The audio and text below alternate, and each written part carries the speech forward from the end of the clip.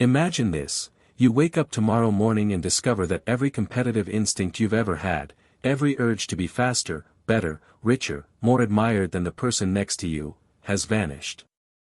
Gone.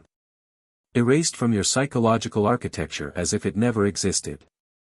At first, you might panic. Without the drive to compete, wouldn't you become stagnant? Wouldn't you lose your edge, your ambition, your very reason to push forward? But then something extraordinary happens. In the days that follow, you notice something unsettling: you're accomplishing more than you ever did before. Opportunities appear where you once saw only obstacles.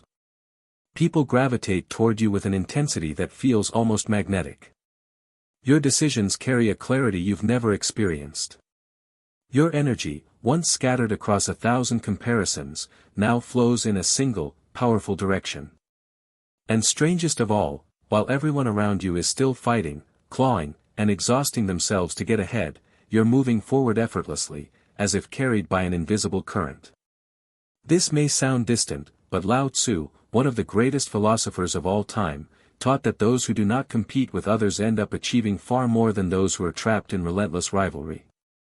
And as you journey through this message with me, I want you to know that the final insight I will share later is the most important of all, one that has the power to fundamentally change how you understand success, peace, and personal evolution. Before we begin, make sure to subscribe, like, comment, and share this video with someone who needs a moment of clarity and a breath of wisdom. What you are about to hear may transform the way you navigate your challenges and your ambitions. Lao Tzu lived in a world of political turmoil, social instability, and constant struggle. Yet, he saw with extraordinary clarity that genuine strength never comes from fighting others. It comes from understanding yourself. He believed that the moment you place yourself in competition with others, you limit your potential to their achievements, to their limitations, and to their minds. You stop being guided by inner wisdom and begin to chase illusions created by society, culture, and fear. He warned that comparison is one of the greatest thieves of inner peace and that the person who removes themselves from the race becomes unstoppable not because they defeat others but because they finally discover their own power. How is this possible? How can the absence of competition create more success than its presence? This isn't just paradoxical, it violates everything we've been taught about achievement, progress, and human nature itself. We live in a civilization built on the mythology of competition. From the moment we enter school, we're ranked, graded, and compared. Our worth is measured by where we stand relative to others. We're told that competition sharpens us, motivates us, brings out our best. That without it, humanity would stagnate in comfortable mediocrity. The market competes. Nations compete. Even our relationships often become subtle contests of status, success, and validation. Competition, we're assured, is the engine of human progress, the fundamental mechanism that separates winners from losers, the successful from the forgotten, the exceptional from the ordinary. But what if this entire framework is a profound psychological trap? What if the very mechanism we believe propels us forward is actually the force that holds us back? What if competition doesn't sharpen you, it fragments you? What if it doesn't reveal your potential, it conceals it beneath layers of anxiety, comparison, and self-doubt? Consider the exhaustion you feel at the end of most days. Not the satisfying tiredness that comes from meaningful work, but that hollow depletion that settles into your bones. Where does it come from? If you trace it honestly, you'll find it originates not from your actual tasks, but from the invisible war you're waging in your mind. The constant measuring. The endless comparisons. The fear of falling behind. The pressure to prove yourself. The anxiety that someone, somewhere, is moving faster than you. You're not just doing your work, you're competing with phantoms, fighting battles that exist only in your perception, exhausting yourself against enemies who don't even know you're fighting them. And here's the disturbing truth, most of what you believe is your ambition is actually just your anxiety wearing ambition's mask. When you examine your goals closely, how many of them emerged from your authentic desires versus how many were born from the fear of being less than others? How many of your achievements bring you genuine fulfillment versus how many simply quiet the voice that says you're not enough? When you pursue success, are you running towards something you love, or are you running away from the shame of being outpaced? The answer to these questions will unravel everything you think you know about success, power, and human potential. But understanding it requires you to question something deeper than your habits or beliefs. It requires you to question the very architecture of your identity, the way you've constructed your sense of self around the need to win, to be better, to stand out. Because the truth is, competition doesn't just consume your energy. It consumes who you are. And those who escape it don't just achieve more. They become more. The reason competition feels so natural, so inevitable, is because it's been woven into the fabric of your identity since before you could even name it. Think about how comparison operates in your daily life. You scroll through social media and see people achieving things faster than you, traveling more, earning more, or appearing happier. Without even noticing it, you begin to measure your worth through someone else's highlights. You start to run a race that is not yours, fueled by anxiety and self-doubt rather than purpose and clarity. This mental battle has become so automatic that you've forgotten it's even happening. But Lao Tzu's teaching reminds us that this way of being is unnecessary. You were not created to follow someone else's timeline. You were not born to replicate someone else's destiny. When you compare, you disconnect from your natural rhythm and your inner light begins to dim. But where does this compulsion come from? Why does the human mind so readily trap itself in comparison? Carl Jung understood this deeply when he explored the concept of the persona, the mask we wear to meet the world's expectations. Competition, at its core, is the mechanism by which we maintain this mask. We compete not because we genuinely want what others have, but because we're terrified of what it means if we don't have it. The person who earns less, achieves less, or appears less successful in the eyes of society experiences a fundamental threat to their persona. And when the persona is threatened, the ego perceives it as a threat to survival itself. This is why comparison creates such visceral anxiety. It's not just about wanting more, it's about the existential fear of being exposed as inadequate, unworthy, or insignificant. Friedrich Nietzsche saw this from another angle. He observed that most people live in what he called the herd, a collective consciousness that determines value through consensus. The herd doesn't ask what is authentic or meaningful, it asks what is approved, what is admired, what wins validation. Competition is the herd's primary mechanism of control. It keeps everyone running the same race, chasing the same prizes, measuring themselves against the same arbitrary standards. And the tragedy, Nietzsche argued, is that those who win the herd's game often lose themselves entirely in the process. They become hollow victories, successful by every external measure yet internally empty, disconnected from any genuine sense of purpose or meaning. Arthur Schopenhauer took this insight even further. He believed that human suffering stems primarily from the endless cycle of desire and dissatisfaction. Competition amplifies this cycle exponentially.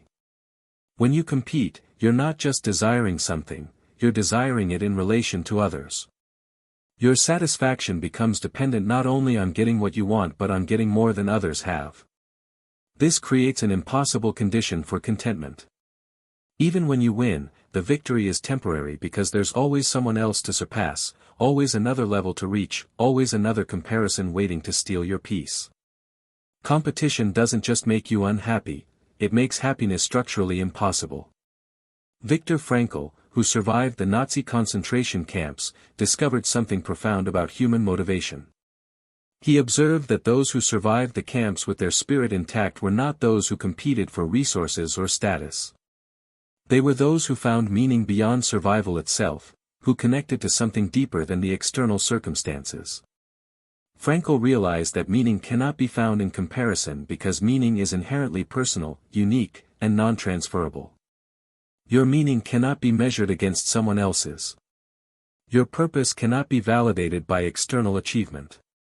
When you compete, you abandon the search for meaning and replace it with the pursuit of validation, a pursuit that can never satisfy the deepest human need. Jean-Paul Sartre would say that competition is a form of bad faith, living inauthentically by adopting values and goals that aren't truly your own. When you compete, You allow others to define what success means, what happiness looks like, what a good life entails. You surrender your freedom to choose your own values and instead chase whatever the collective has deemed worthy. This is why competitive people often feel trapped even when they're winning. They're succeeding at someone else's game, living someone else's dream, measuring themselves against someone else's ruler. The psychological mechanism at work here is insidious. Competition creates what modern psychology calls contingent self-worth, the belief that your value as a person depends on your performance relative to others. This belief system hijacks your entire motivational structure. You no longer act from curiosity, passion, or authentic interest. You act from fear, fear of being less than, fear of falling behind, fear of losing status or respect. And because this fear is never fully resolved, there's always someone ahead of you somewhere, you exist in a state of chronic psychological stress. Your nervous system remains perpetually activated, scanning for threats to your relative position, measuring gaps between where you are and where you should be. This is the hidden problem. Competition doesn't just create external battles. It creates an internal war that never ends. It fragments your psyche into competing parts, the part that desperately wants to rest and the part that refuses to stop pushing, the part that knows this race is meaningless and the part that's terrified of what it would mean to stop running. And the more you compete, the more divided you become, until you can no longer remember what it feels like to move through life as a unified, coherent being. But the consequences go deeper still, and understanding them reveals why breaking free isn't just beneficial, it's essential. Competition often promises motivation, but what it really offers is stress. It binds your identity to results, numbers, and the approval of others. And here lies the paradox that Lao Tzu revealed: the harder you push to beat someone else, the less authentic your actions become. You chase goals out of insecurity, not passion. You force outcomes rather than flowing with life. You exhaust yourself trying to catch up or stay ahead, forgetting that you are meant to walk your own path, not someone else's. But the damage doesn't stop at stress or inauthenticity. Competition silently reshapes your entire cognitive architecture, the way you perceive reality, process information, and make decisions. It operates like a filter that distorts everything it touches, and most people never realize they're seeing the world through this distorted lens. Consider what happens to your attention when you're trapped in competitive thinking. Your focus narrows dramatically. Instead of seeing the full landscape of possibilities before you, you can only see what others are doing and where you stand in relation to them. Psychologists call this tunnel vision, and it's one of competition's most devastating effects. You become blind to opportunities that don't fit the competitive framework. Paths that might lead to genuine fulfillment become invisible because they don't offer the kind of validation or status that competition has trained you to seek. How many opportunities have you missed because you were too focused on what someone else was doing? How many times have you questioned your worth because you measured it against someone else's path? This cognitive narrowing creates a profound loss of creativity. When your mind is consumed with comparison, it cannot access the deeper wells of imagination and innovation. Creativity requires psychological safety, the freedom to explore, experiment, and fail without judgment. But competition transforms every action into a performance, every outcome into a measure of your worth. In this state, your brain shifts from exploratory mode to defensive mode. You stop asking, "What's possible?" and start asking, "What's safe?" You stop creating from curiosity and start creating from fear. The result is predictable: your work becomes derivative, cautious, and hollow. You produce what you think will win approval rather than what genuinely expresses your unique perspective. The neurological impact runs even deeper. Chronic competitive stress activates your amygdala, the brain's fear center, while suppressing activity in the prefrontal cortex, the region responsible for complex thinking, emotional regulation, and wise decision-making. This means that when you're in competitive mode, you're literally operating from a more primitive part of your brain. Your capacity for nuanced thinking diminishes. Your emotional intelligence drops. Your ability to consider long-term consequences weakens. You become more reactive, more impulsive, more prone to poor judgment. And because this state feels normal when you've been competing for years, you don't even recognize how much of your mental capacity you've lost. There's also a phenomenon psychologists call social comparison orientation, the degree to which you habitually compare yourself to others. Research shows that people with high social comparison orientation experience significantly higher rates of anxiety, depression, and feelings of inadequacy. But here's what makes this particularly insidious: the more you compare, the more your brain becomes wired to compare. It's a self-reinforcing cycle. Each comparison strengthens the neural pathways associated with comparative thinking, making it increasingly automatic and difficult to stop. Eventually, comparison becomes your default mode of processing reality. You can't see a successful person without automatically measuring yourself against them. You can't enjoy your own achievements without wondering how they stack up against others. Your entire experience of life becomes mediated through this exhausting, distorting filter. The cultural conditioning that perpetuates this goes back generations. From childhood, you were taught that your value is relative, determined by grades, rankings, test scores, athletic performance, college admissions. Society doesn't just encourage competition, it structures itself around the assumption that competition is the only reliable way to motivate human beings and distribute resources. This creates what sociologists call manufactured scarcity, the belief that there isn't enough success, recognition, or value to go around, so you must fight others to claim your share. But this scarcity is largely an illusion. Your success doesn't diminish mine. Your happiness doesn't reduce the available happiness in the world. Yet competition trains you to perceive abundance as scarcity, collaboration as naivety, and mutual support as weakness. Perhaps most devastating is what competition does to your relationships. When you view life through a competitive lens, other people become either threats or tools. Those ahead of you trigger envy and insecurity.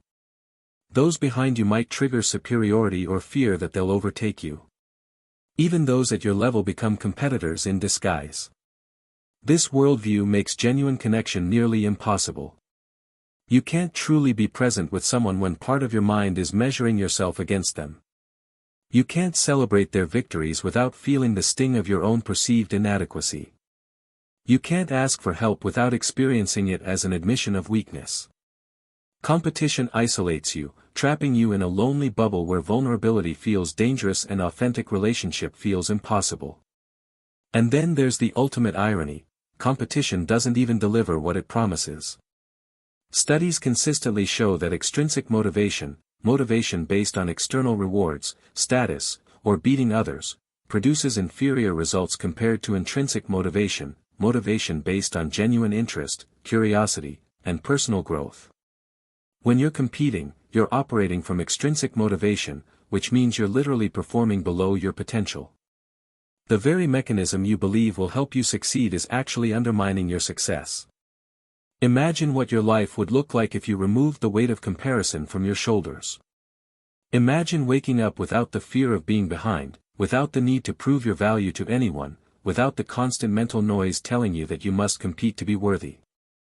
Imagine focusing entirely on your own growth, your own evolution, your own journey. When you stop looking sideways and start looking inward, the world becomes more peaceful, more aligned, and more meaningful. But how do you actually escape this trap? How do you deprogram years of competitive conditioning and reclaim your natural way of being? The answer requires a rebellion, not against others, but against the entire framework that has shaped your understanding of success, worth, and human potential. Lao Tzu teaches that the person who does not compete cannot be defeated. Why? Because they operate outside of the battlefield. They are not distracted. They are not stressed. They are not pulled in 1,000 different directions. They conserve their energy for what truly matters.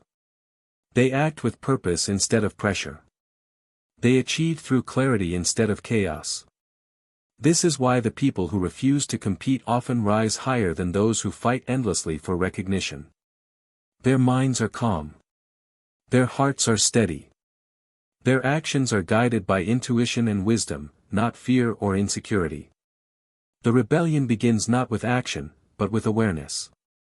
You must first see the game clearly, recognize how deeply competition has infiltrated your thoughts, emotions, and behaviors. Think about your own life. How much energy have you wasted trying to keep up? How many opportunities have you missed because you were too focused on what someone else was doing? How many times have you questioned your worth because you measured it against someone else's path? These reflections are essential because they reveal how often competition blinds us to our true potential. Once you see the mechanism, you can begin to dismantle it. The first step is radical: you must consciously withdraw your participation from comparative thinking. This doesn't mean abandoning ambition or stopping your growth. It means redirecting your focus entirely inward. Instead of asking, "Am I doing better than them?" you ask, "Am I growing beyond who I was yesterday?" Instead of measuring your progress against external benchmarks, you measure it against your own expanding capacity. This shift seems simple, but it's revolutionary. It relocates the entire source of your motivation from external validation to internal evolution. Those who embrace this teaching do not become passive. They become centered. They do not stop striving. They strive for the right things. Their focus shifts inward, towards self-mastery, self-awareness, and genuine fulfillment. Their success no longer depends on defeating others, but on aligning with who they truly are. And once a person becomes aligned, life begins to flow in ways that seem almost miraculous. Opportunities arise naturally. People gravitate toward their calm energy. Success grows from authenticity rather than competition. History provides us with powerful examples of individuals who embodied this principle. Consider the Stoic philosopher Marcus Aurelius, who ruled the Roman Empire yet wrote in his private meditations about the futility of seeking status or comparing oneself to others. He understood that true power came from self-governance, not domination of others. Or look at the artist Vincent van Gogh, who created his most profound work in isolation, without recognition or competition, driven purely by his inner vision. The world remembers him not because he outcompeted other artists, but because he remained faithful to his unique perspective despite poverty, rejection, and obscurity. Modern psychology reinforces this ancient wisdom through the work of Carl Rogers, who believed that the foundation of personal growth comes from congruence, living in alignment with your authentic self rather than external expectations. When you stop trying to be what others expect, when you stop measuring yourself against arbitrary standards, something remarkable happens. You become more creative, more resilient, more psychologically integrated. Viktor Frankl emphasized that meaning arises not from competing with the world but from discovering your unique purpose. These thinkers, though separated by centuries and cultures, understood the same truth: when you live authentically, life becomes more coherent and more rewarding. The practical rebellion involves several specific mindset shifts. First, you must learn to celebrate the success of others without feeling diminished. This isn't about forcing false positivity, it's about recognizing a fundamental truth: someone else's light doesn't dim yours. Their success doesn't consume a finite resource that now becomes unavailable to you. When you genuinely celebrate others, you free yourself from the prison of envy and scarcity thinking. You begin to see success as abundant rather than scarce, available rather than limited. Second, you must develop what psychologists call a growth mindset, the understanding that your abilities aren't fixed but expandable through effort and learning. Carol Dweck's research shows that people flourish when they focus on personal progress rather than outperforming others. When you adopt this mindset, failure transforms from a threat to your identity into information for your growth. You stop asking, "Am I good enough?" and start asking, "What can I learn from this?" This single shift removes the psychological terror that fuels competitive behavior. Third, you must reclaim your own definition of success. Competition works by imposing standardized definitions of achievement: more money, higher status, greater recognition. But these definitions are arbitrary and often misaligned with what actually creates fulfillment. Ask yourself, what does success mean to me, independent of what society values? What would I pursue if no one was watching or measuring? What brings me alive, regardless of external reward? These questions reconnect you with your intrinsic motivation, the deepest, most sustainable source of human drive. Fourth, you must practice what Lao Tzu called Wei Wu Wei, action through non-action, or effortless doing. This doesn't mean passivity, it means acting from alignment rather than force. When you stop competing, you develop the capacity to sense when to move and when to wait, when to push and when to allow. You begin to trust your intuition because your mind is no longer clouded by comparison. You make decisions from clarity rather than anxiety.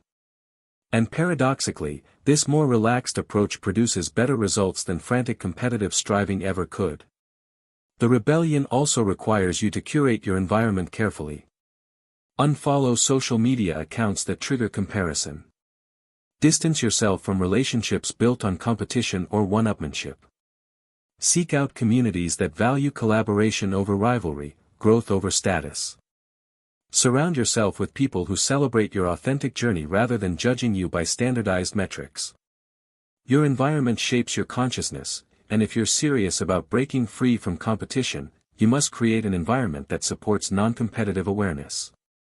Finally, you must develop what ancient traditions call witness consciousness, the ability to observe your thoughts without being controlled by them. When a competitive thought arises, "They're doing better than me," or "I need to catch up," you don't suppress it or fight it. You simply notice it. You see it as a conditioned pattern, not an objective truth. And in that space of awareness, the thought loses its power over you. You choose whether to engage with it or let it pass. Over time, this practice weakens the automatic nature of competitive thinking and creates space for a new way of being. This is the rebellion, a complete reorganization of how you relate to yourself, others, and reality itself. It's not easy, because you're unlearning decades of conditioning. But it's possible. And those who commit to it discover something extraordinary, a life that feels lighter, more authentic, more meaningful. A life where success comes from alignment rather than comparison, where peace comes from self-knowledge rather than external validation, where power comes from inner clarity rather than competitive victory. But the deepest truth still awaits, the final realization that explains why this path leads not just to more peace, but to more actual achievement than competition ever could. But here lies the paradox that Lao Tzu quietly reveals to anyone willing to listen: when you stop competing, you stop wasting energy on illusions. You stop fighting battles that were never yours to win. And suddenly, almost mysteriously, you start winning. Not because you defeated anyone, but because you finally stepped out of the invisible war that everyone else is fighting. When you withdraw from competition, people begin to sense something unusual in you. In a world obsessed with proving itself, the one who is not trying to prove anything becomes magnetic. This is one of the great spiritual mysteries: non-resistance creates a natural attraction. While everyone else is pushing, the one who does not push becomes the calm center of the room, and people are always drawn to the calm center. To understand this deeply, imagine a river. The river does not compete with the rocks it encounters. It does not try to push them aside with force. Instead, it flows around them, adapting, adjusting, continuing its journey with calm persistence. And yet over time, this gentle flow shapes mountains, carves valleys, and creates pathways that no amount of violent force could achieve. This is the nature of alignment. This is the nature of moving with life instead of trying to overpower it. Lao Tzu taught that the person who chooses to flow rather than fight becomes like the river, soft yet unshakable, flexible yet unstoppable, peaceful yet deeply powerful. Lao Tzu teaches that true power comes from alignment with the Tao, not from force, not from struggle, not from comparison. The Tao is effortless, and so the person who aligns with the Tao becomes effortless too. They move through life with clarity instead of tension, with intention instead of fear. When others rush, they stand still. When others shout, they remain silent. And because of this silence, their presence becomes louder than any noise around them. Think for a moment about the times in your life when things felt effortless. When opportunities appeared at the exact right moment, when decisions seemed clear and life seemed to guide you gently toward where you needed to be. Those moments were not accidents. They were glimpses of what happens when you move in harmony with the natural rhythm of life instead of resisting it. When you step into this flow, your life transforms in ways you could never force into existence through competition or struggle. Now think about how often we resist life. We try to force outcomes, push situations, control people, rush timelines, and bend reality to match our expectations. And what does this create? Frustration, anxiety, disappointment, resentment, and exhaustion. In trying to control everything, we lose control of ourselves. In trying to win through force, we lose the inner harmony that produces real success. This resistance is what Lao Tzu warned against. He understood that life cannot be tamed by willpower alone. It must be understood, respected, and flowed with. Imagine two people walking through the same storm. One fights the wind, forcing every step, exhausting themselves. The other adapts, letting the wind guide their movements, conserving energy and flowing naturally. They both reach the same destination, but one arrives tired and frustrated, while the other arrives calm and untouched. This is the difference between those who compete and those who do not. The person who competes is always late, always reacting. The person who does not compete is always ahead. They act from intuition, not pressure. And this intuitive action, this inner knowing, comes only when the noise of ego has quieted enough for the truth to rise. When you detach from competition, something extraordinary happens. Your perception sharpens. You begin to notice subtle opportunities you previously overlooked. You see new paths opening where before you only saw obstacles. Your intuition strengthens, guiding you toward choices that match your nature rather than your fears. You begin to trust yourself more because your actions are no longer driven by insecurity or comparison. They are driven by clarity. Lao Tzu understood something profoundly simple: when you compete, you shrink. When you compare, you lose yourself. When you stop both, you expand. You become limitless because you are no longer defined by the limits of others. This is why the greatest masters in history were often unknown, humble, almost invisible. They were not trying to stand out. And yet their wisdom shined brighter than the proudest empires. The world remembers them not because they sought recognition, but because they transcended it. Consider the nature of authentic achievement. When you examine the people who have created the most lasting impact, the artists, philosophers, scientists, and visionaries who truly changed the world, you'll notice a pattern. They weren't competing. They were obsessed. Not with beating others, but with their craft, their questions, their vision. Marie Curie wasn't trying to outcompete male scientists, she was consumed by the mystery of radioactivity. Leonardo da Vinci wasn't racing against other artists, he was exploring the infinite connections between art, science, and human potential. Their greatness emerged not from competitive drive but from complete absorption in something beyond ego. This absorption, this total engagement with your work for its own sake, is only possible when competition falls away. Competition keeps you self-conscious, constantly aware of your position relative to others. But when you stop competing, you become capable of what psychologist Mihai Csikszentmihalyi calls flow, the state of complete immersion where time disappears, self-consciousness vanishes, and you perform at your absolute peak. Flow cannot coexist with competitive anxiety. The more you compete, the less you can access this optimal state. The less you compete, the more naturally flow arises. When you stop competing, you begin to operate from authenticity. You act because it feels right, not because it looks right. You pursue paths that resonate with your soul, not paths that earn applause. And this authenticity creates a power that no competitor can imitate. Because imitation belongs to competition, but authenticity belongs to mastery. People who do not compete are impossible to control, impossible to intimidate. You cannot threaten someone who is not trying to win your game. You cannot defeat someone who has left the battlefield. This is why the ancient sages appeared unshakable. They were unshakable because there was nothing left in them that could be shaken. Reflect for a moment on how often you push against circumstances, trying to force results that do not feel natural. How often do you cling tightly to outcomes, convinced that things must happen in a certain way or at a certain time. This attachment is one of the greatest sources of suffering. Lao Tzu teaches that when you let go of the need to control, you create space for life to bring you what is right for you, not just what you are desperately trying to grasp. And as strange as it may seem, what flows into your life through openness is often far better than what you could have forced through effort. Many modern psychologists have echoed these insights. Abraham Maslow explained that self-actualization occurs when a person stops meeting society's expectations and starts following their inner calling. When you are no longer entangled in competition, you are free to focus on your own evolution.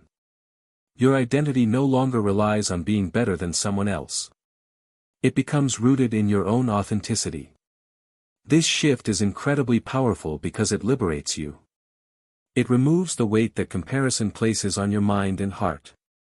Instead of living under pressure, you begin to live with presence. Lao Tzu taught that nature never hurries, yet everything is accomplished. Look at a tree.